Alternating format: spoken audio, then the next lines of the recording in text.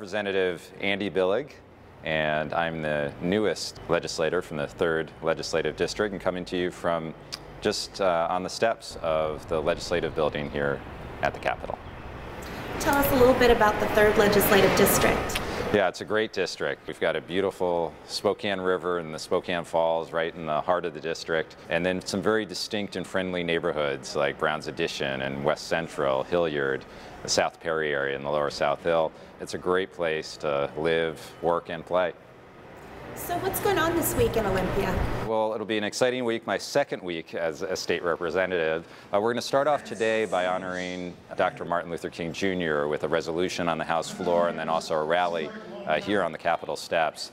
And I think it's particularly important that we remember Dr. King's message as we deal with some really serious issues and face tough economic times, and so many in our communities that are facing tough times. But Dr. King's message of unity and working together is essential for us to remember. I've got 97 colleagues here in the House of Representatives, and it's only by working together that we're going to be successful in this session.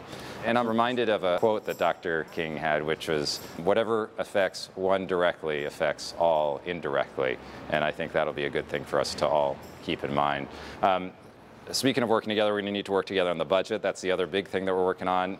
This week and next week we'll be working on the supplemental budget, the early action items. This is for the current fiscal year that goes through June 30th, and we need to make some immediate cuts because revenues have come in lower than expected and caseloads are higher than expected. So we'll be making some very difficult decisions. All of these programs are very worthy, and many of them are going to get cut, and those cuts are going to hurt real people in Spokane or across the state. And I'm reminded of so many people that I've met over the past year and knowing how it's going to affect them. I spent part of a day with a home health care worker in a client's home, shadowing her, and Jamie, who is wheelchair bound, and the help that she was getting from Valerie, her home care worker. And I know as we make these cuts that people like Jamie and Valerie are directly affected, and so many others in schools and in programs across the state. So I'm thinking about all of those people as we make these cuts, and hoping we can do it in the most sensitive way that we can. Can you give an example of a piece of legislation you're sponsoring this year?